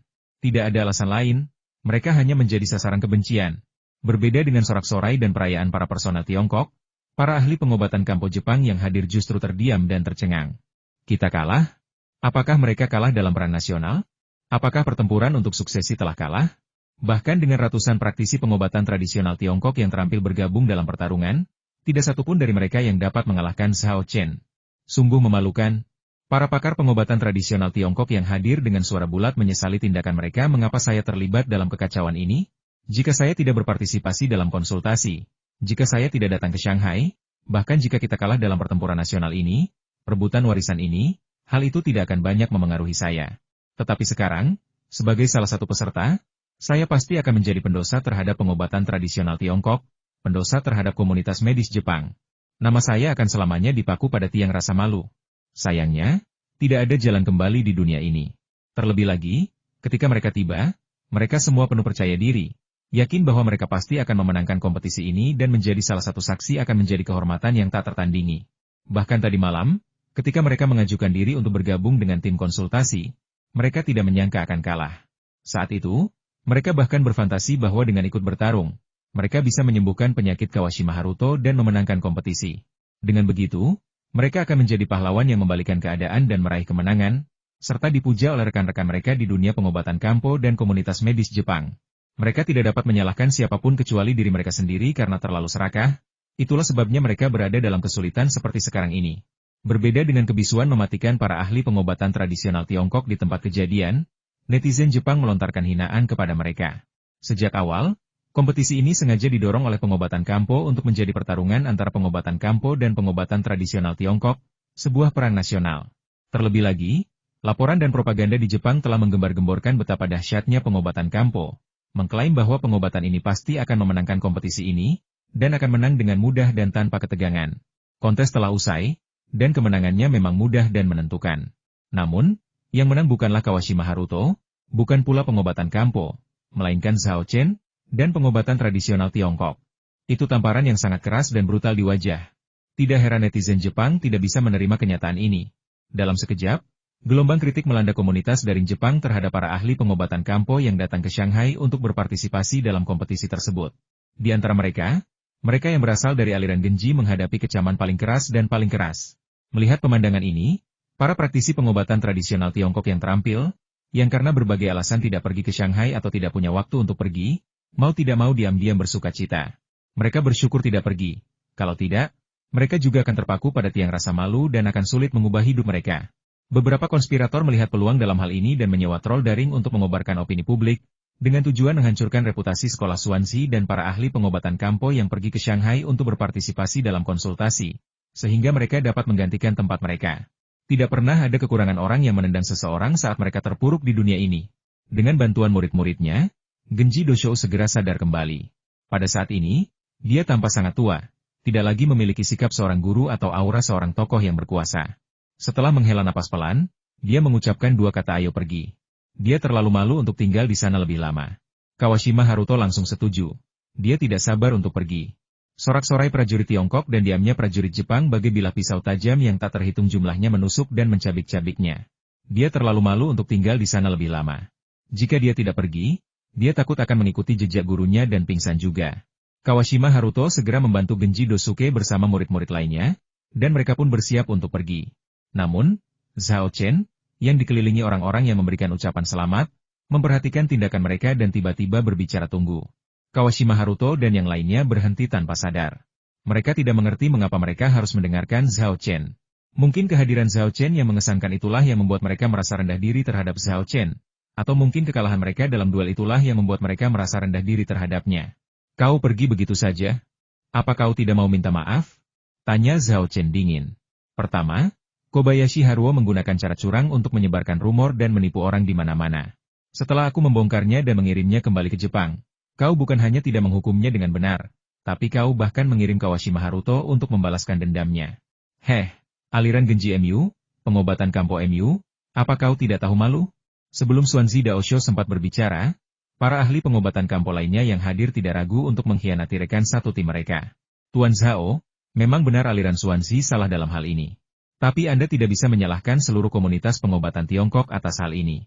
Karena kita tidak tahu sebab dan akibatnya. Benar. Kami juga disesatkan oleh aliran Xuanzi. Kami pikir kalian memprovokasi pengobatan tradisional Tiongkok. Kami tidak pernah menyangka bahwa seluruh insiden ini diatur dan disabotase oleh aliran Xuanzi. Kami juga korban. Xuanzi Daosho, apa yang telah kau lakukan sudah keterlaluan. Kau harus segera meminta maaf kepada Tuan Zhao dan seluruh rekanmu di komunitas medis Tiongkok. Benar, minta maaf. Minta maaf sekarang. Pada akhirnya, semua praktisi pengobatan tradisional Tiongkok yang hadir berteriak, minta maaf kepada Xuanzi Daosho dan murid-muridnya. Adegan ini membuat para dokter Tiongkok tercengang, dan mereka tak kuasa menahan diri untuk berpikir, bukankah kalian ini kawan? Bukankah kalian baru saja bertempur di medan yang sama? Bagaimana mungkin kalian berbalik melawan kami dan memberontak dalam sekejap mata? Kalian sungguh kejam, mengorbankan kawan demi menyelamatkan diri. Mereka menebaknya dengan benar. Para ahli pengobatan tradisional Tiongkok ini memang berpikir, lebih baik mati daripada mati sendiri. Perebutan dominasi dan warisan nasional telah sepenuhnya kalah, tanpa kemungkinan untuk berbalik. Jika seorang tokoh perwakilan tidak dapat dipilih, maka mereka semua akan menjadi aib bagi pengobatan Kampo dan komunitas medis Jepang.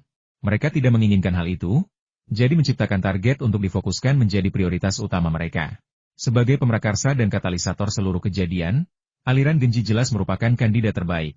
Dalam situasi seperti itu, tidak mengherankan bila para ahli pengobatan tradisional Tiongkok yang hadir akan bangkit dan melancarkan serangan balik. Genji Doju adalah orang yang cerdas. Setelah mendengar keributan di antara rekan-rekan dokter Kamponya, ia langsung mengerti alasannya. Ia tersenyum getir, melirik orang-orangnya sendiri yang sedang menendangnya saat ia terpuruk dan berbalik melawannya. Lalu berkata dengan dingin, "Wah, kalian memang pintar sekali. Kalau ada untung, kalian menyerbu dan meraup bagian. Tapi kalau soal tanggung jawab, kalian semua mengelak. Sungguh tak tahu malu dan tercela. Pantas saja kalian semua mencapai semua ini." Para ahli pengobatan tradisional Tiongkok agak malu dengan ejekannya. Namun, tak lama kemudian, amarah mengalahkan rasa malu mereka, dan mereka melancarkan serangan baru yang bahkan lebih dahsyat. Namun, Xuanzi Daosho mengabaikan mereka dan malah berkata kepada Zhao Chen, "Kau benar. Kami memang salah dalam hal ini. Aku minta maaf kepadamu dan semua orang di komunitas pengobatan Tiongkok." Setelah mengatakan ini, dia membungkuk dalam-dalam pada Zhao Chen. Di saat yang sama, ia berpikir dalam hati, satu-satunya kesalahan kita adalah meremehkan kekuatanmu. Sayang sekali, sudah terlambat untuk mengatakannya sekarang. Jika aku bisa mengulanginya, aku tidak akan pernah membiarkan Kawashima menantangmu semudah ini. Setelah membungkuk, Genji Michihisa kemudian memerintahkan Kawashima Haruto untuk meminta maaf kepada Zhao Chen dan para dokter Tiongkok. Akhirnya, dengan nada sedih, ia berkata, "Sebagai tanda permintaan maaf yang tulus, saya, Genji Doju, akan berhenti praktik kedokteran mulai hari ini. Sekembalinya ke Jepang, saya akan mengadakan upacara pensiun. Sedangkan untuk Kobayashi Haruo, dalam insiden ini, saya akan mengeluarkannya dari aliran Genji." Zhao Chen sedikit terkejut, tidak menyangka permintaan maaf Xuanzi Daosho begitu tulus. Namun, ia segera menyadari bahwa Genji Doshou menggunakan strategi mundur untuk maju. Dengan memensiunkan dan mengusir Kobayashi Haruo, Genji Dojo melestarikan aliran Genji, memberinya kesempatan untuk bertahan hidup. Meskipun peluang ini sangat tipis, tanpanya, aliran Genji pasti akan menghadapi penindasan kolektif dari komunitas pengobatan Kampo, sehingga tidak ada peluang untuk bertahan hidup. Tidak heran dia mampu mendirikan sekte sendiri. Dia benar-benar mengesankan, pikir Zhao Chen dalam hati. Sementara itu, Kobayashi Haruo yang sedang tinggal di Jepang mendengar perkataan Genji Michihisa melalui siaran web langsung dan langsung menangis terseduh-seduh. Sudah berakhir, aku sudah benar-benar tamat sekarang. Di tempat kejadian, Zhao Chen tidak mempersulit Xuanzi Daosho dan kelompoknya. Ia melambaikan tangan, memberi isyarat agar mereka boleh pergi. Para praktisi pengobatan tradisional Tiongkok yang terampil mengikuti Xuanzi Daosho dan yang lainnya, pergi bersama. Mereka benar-benar tidak ingin tinggal dan menyaksikan Zhao Chen dan para tabib Tiongkok merayakan kemenangan mereka. Namun pada saat ini, Zhao Chen berbicara lagi, menunjuk ke salah satu praktisi pengobatan tradisional Tiongkok yang terampil, dan berkata, "Tunggu sebentar." Pakar pengobatan tradisional Tiongkok yang ditunjuknya gemetar, ekspresinya langsung berubah sangat jelek, dan dia tergagap. Apakah ada yang salah? Zhao Chen berkata, "Aku ingat kamu pernah berkata, kalau aku bisa menyembuhkan penyakit Liu Lili, kamu akan memakan mikrofon kamera itu, kan?" Butiran keringat dingin langsung membasahi wajah pakar pengobatan tradisional Tiongkok ini. Ia ingin menyangkalnya, tetapi ketika memikirkan berapa banyak orang yang telah mendengar ucapannya hari itu, dan bagaimana ucapannya bahkan disiarkan langsung daring, ia tahu bahwa menyangkalnya akan sia-sia. Ia hanya bisa berkata dengan suara gemetar dan wajah muram, "Ya, saya memang mengatakannya." "Jadi sekarang, bukankah seharusnya kau menepati janjimu?" tanya Zhao Chen. "Saya." Pakar pengobatan tradisional Tiongkok ini hampir menangis. Ia ingin sekali mengingkari janjinya, tetapi dengan begitu banyak orang dan wartawan di hadapannya, ia tak berani melakukannya. Pria yang membawa kamera itu juga jahat. Ia benar-benar melepaskan mikrofon dan menyerahkannya kepada pakar pengobatan tradisional Tiongkok ini, sambil berkata dengan nada menyombongkan diri, "Saat Anda menggigit, gunakan sedikit lebih banyak kekuatan. Kalau tidak, Anda tidak akan bisa menggigitnya." Pakar pengobatan tradisional Tiongkok memegang mikrofon dan menangis. "Sialan, benda ini terbuat dari besi. Sekeras apapun aku mencoba, aku tidak bisa menggigitnya." Meskipun ia tak sanggup menggigitnya lagi, ia tak punya pilihan selain menepati janjinya di depan begitu banyak orang. Maka ia menutup mata, memasukkan mikrofon ke dalam mulut, dan mengunyah dengan keras. Serangkaian suara mencicit terdengar darinya, membuat semua orang merinding. Zhao Chen tersenyum, mengabaikannya, dan berbalik untuk meninggalkan ruang pemeriksaan. Para dokter Tiongkok mengelilinginya, membuatnya merasa seperti pahlawan pemenang yang pulang ke rumah. Faktanya, itulah yang sedang dilakukannya. Dia sendirian mengalahkan ratusan ahli pengobatan tradisional Tiongkok, memenangkan perang nasional, dan memenangkan pertempuran untuk mendapatkan warisan. Siapa lagi kalau bukan pahlawan hebat? Dan begitulah semua orang melihatnya. Saat Zhao Chen keluar dari ruang konsultasi dan meninggalkan gedung rawat jalan, para dokter dan pasien berhenti untuk memberi jalan baginya dan bertepuk tangan dengan tulus. Mereka memuji kemenangan Zhao Chen, dan juga memuji kemenangan pengobatan tradisional Tiongkok atas pengobatan Kampo. Tepuk tangan meriah di sepanjang jalan. Dan ketika Zhao Chen keluar dari gedung rawat jalan, ia menyaksikan pemandangan yang tak terlupakan. Ratusan orang berkumpul di alun-alun di luar gedung rawat jalan. Orang-orang ini termasuk dokter yang datang dari seluruh negeri, masyarakat biasa, dan tentu saja, wartawan media. Melihat Zhao Chen muncul, semua orang diliputi kegembiraan, bertepuk tangan dan bersorak kegirangan. Suara keras itu bahkan membuat tanah bergetar dan seluruh gedung rawat jalan berguncang. "Zhao Chen! Zhao Chen! Zhao Chen! Kemenangan! Kemenangan! Kemenangan!"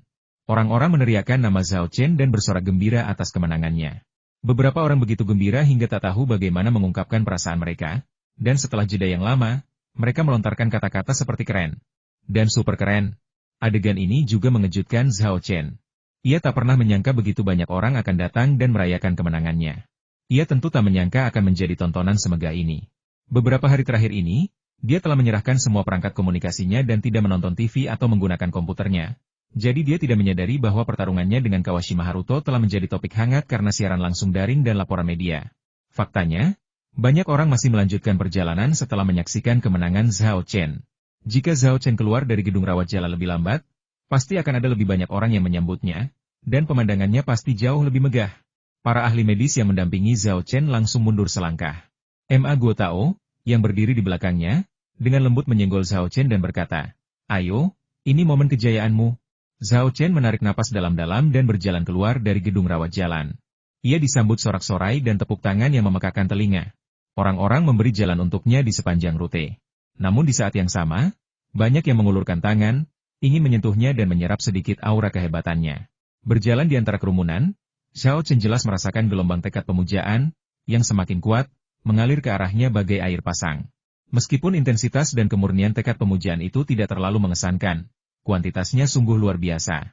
Saat doa penghormatan ini mengalir, Xiao Chen sangat terkejut saat mendapati bahwa kultivasinya menunjukkan tanda-tanda terobosan. Dia sudah berada di puncak tahap pembersihan sumsum tulang. Jika dia berhasil melewatinya lagi, dia akan mencapai alam mendengarkan Qi. Ini adalah tahap akhir penyempurnaan tubuh, dan juga tahap di mana ambang kultivasi benar-benar terbuka. Xiao Chen sangat gembira saat itu. Namun sebagian orang tidak ingin dia terlalu sombong. Tepat saat Xiao Chen mencapai tengah alun-alun rumah sakit, seorang pria parubaya berjuang keluar dari kerumunan dan menghalangi jalan Xiao Chen. Awalnya, semua orang mengira pria itu terlalu bersemangat dan ingin merayakan. Namun, ketika ia mulai berbicara, semua orang menyadari bahwa mereka salah. Orang ini datang ke sini hanya untuk membuat masalah. Pria parubaya itu berbicara dalam bahasa Mandarin yang agak terbata-bata, menantang Xiao Chen. Tuan Xiao, saya adalah murid sekolah kedokteran Kampo Koda.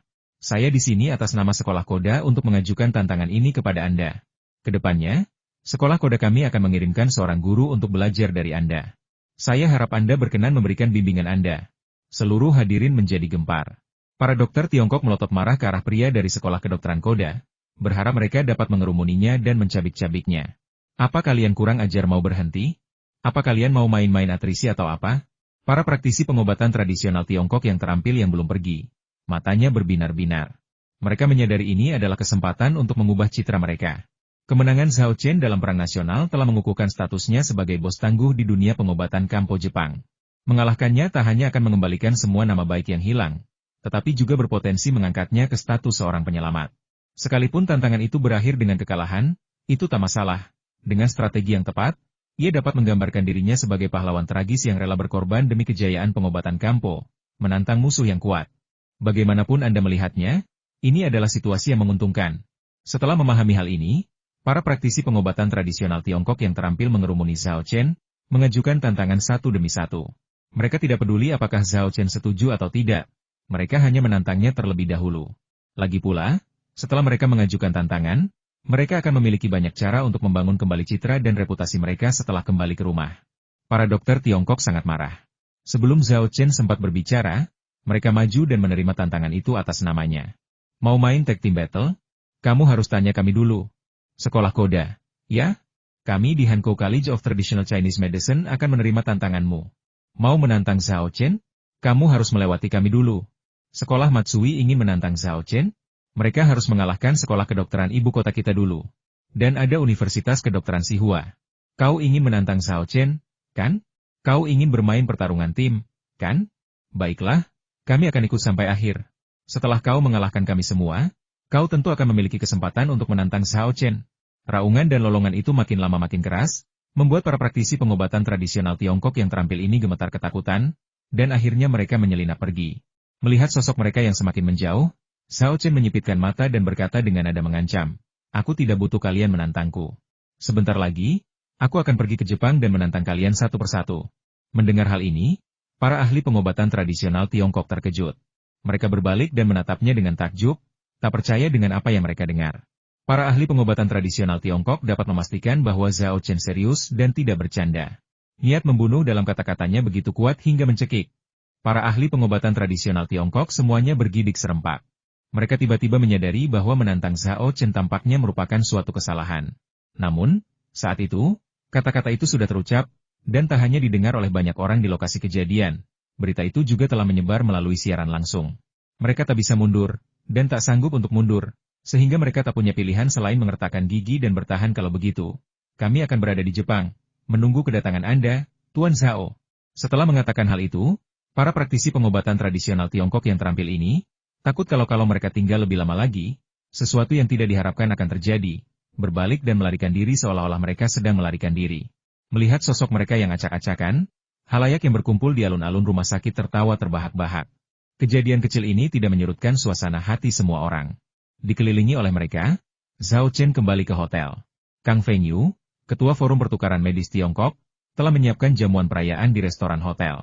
Sebagai tokoh utama perjamuan ini, Zhao Chen tentu saja duduk di meja utama. Di meja yang sama dengannya, selain para guru dan profesor Universitas Kedokteran Sihua, semua orang lainnya adalah ahli pengobatan tradisional Tiongkok yang ternama dan sangat terampil. Penataan tempat duduk dengan jelas memperlihatkan bahwa meskipun Zhao Chen masih muda, ia sudah memenuhi syarat untuk berkomunikasi dengan para profesional medis senior ini secara setara. Melihat hal ini, orang-orang merasa iri, tetapi bukan cemburu. Banyak yang bahkan merasa bahwa ini adalah hal yang benar dan wajar saja. Karena Zhao Chen memiliki kekuatan dan prestise. Meski sudah sampai di restoran, kegembiraan di hati mereka tak kunjung berkurang. Mereka semua mengeluarkan ponsel mereka, entah masuk ke forum medis favorit mereka atau membuka media sosial, dengan bersemangat berbagi apa yang mereka lihat dan dengar, bersama dengan banyak foto dari tempat kejadian, termasuk beberapa di antaranya dengan Zhao Chen. Pengalaman mereka menyaksikan seluruh pertandingan dari dekat di lokasi syuting membuat netizen iri, dan mereka meninggalkan banyak suka dan komentar. Khususnya, foto-foto grup mereka mendapat banyak balasan, dan unggahan mereka pun langsung menjadi topik tren. Kang Feng Yu, sambil memegang gelas anggurnya, berdiri dan berkata, "Ayo, kita angkat gelas bersama untuk mengucapkan selamat kepada Zhao Chen atas kemenangannya dalam pertandingan penting ini." Orang-orang berdiri, mengangkat gelas mereka, dan berteriak serempak, "Selamat kepada Zhao Chen He. Selamat atas kemenangannya. Selamat kepada pengobatan tradisional Tiongkok." Wajah Zhao Chen sudah memerah bahkan sebelum dia meminum alkohol. Semua orang bersemangat. Zhao Chen juga berdiri, mengangkat gelas anggurnya, dan bersulang kepada penonton, sambil berkata, "Terima kasih, para senior. Saya tidak akan bisa memenangkan pertandingan ini tanpa bantuan dan dorongan kalian." Melihat sikapnya yang tidak sombong meski meraih kemenangan besar, rasa sayang dan kekaguman semua orang kepadanya pun semakin dalam. Setelah menikmati minuman, hidangan panas disajikan satu demi satu. Kang Feng Yu meminta Zhao Chen untuk mengatakan sesuatu, tetapi saat ini, ia benar-benar tidak tahu harus berkata apa. Setelah ragu-ragu cukup lama, akhirnya ia mengucapkan dua kata "ayo makan." Kerumunan tertawa riang dan duduk sesuai instruksi, lalu mulai menikmati hidangan. Selama makan, banyak orang datang untuk bersulang bagi Zhao Chen. Mengandalkan fisiknya yang luar biasa, Zhao Chen menerima setiap sulang. Setelah beberapa putaran bersulang, orang-orang terkesima melihat toleransi alkoholnya yang luar biasa. Ia mampu menghabiskan 1000 cangkir tanpa mabuk, membuat mereka takjub akan keahliannya. Setelah sekelompok orang lain pergi, Emma Guotao memanfaatkan kesempatan itu untuk bertanya, "Zhao Chen, kamu bilang kamu akan pergi ke Jepang untuk menantang praktisi pengobatan tradisional Tiongkok sebentar lagi. Apakah kamu benar-benar berencana melakukan itu? Atau hanya sekadar komentar spontan?" Zhao Chen meletakkan gelas anggurnya dan menjawab, "Tentu saja aku serius. Kurang ajar Jepang itu diizinkan datang ke Tiongkok untuk menantangku. Tapi aku tidak diizinkan pergi ke Jepang dan menantang mereka? Logika macam apa itu?" Zhao Chen mengucapkan kata-kata ini dengan ringan, tetapi semua orang dapat merasakan semangat kepahlawanan yang melonjak di dalamnya. Bepergian ke Jepang sendirian untuk menantang berbagai sekolah pengobatan kampo. Membayangkannya saja sudah menggembirakan. Xiao Xianlin berseru, "Sungguh hebat. Zhao Chen, jika kau lahir di zaman kuno, kau pasti akan menjadi seorang ksatria pengembara yang gagah berani. Seorang pahlawan yang bisa membunuh seseorang dalam 10 langkah tanpa meninggalkan jejak sejauh 1000 mil." Ma Guotao pun sangat gembira dan berteriak, "Hebat." Ia pun berkata, "Kalau begitu, kami akan ikut denganmu, menyemangatimu, dan menyemangatimu." Mendengar itu, semua orang tertawa terbahak-bahak, serentak berkata, "Ya, kami ikut. Haha. Bukankah kami akan menyesal seumur hidup jika tidak bisa menyaksikan peristiwa mendebarkan seperti itu secara langsung?" Zhao Chen tentu saja tidak akan menolak permintaan guru-guru dan seniornya, dan setuju sambil tersenyum, "Baiklah, kita akan pergi bersama dan menjungkir balikan dunia." "Bagus." Sorak penonton serempak, emosi mereka memuncak. Mereka tak sabar untuk segera pergi ke Jepang, mengalahkan sekolah-sekolah pengobatan kampo itu, dan memberitahu mereka bahwa seorang ayah tetaplah seorang ayah, sekalipun ia kalah. Jika mereka ingin menggantikan ayah mereka, jika mereka ingin melampaui batas, maka mereka hanya akan dihajar. Setelah bertukar beberapa lelucon, Qiu Haogu bertanya, "Kapan kamu berencana pergi ke Jepang?"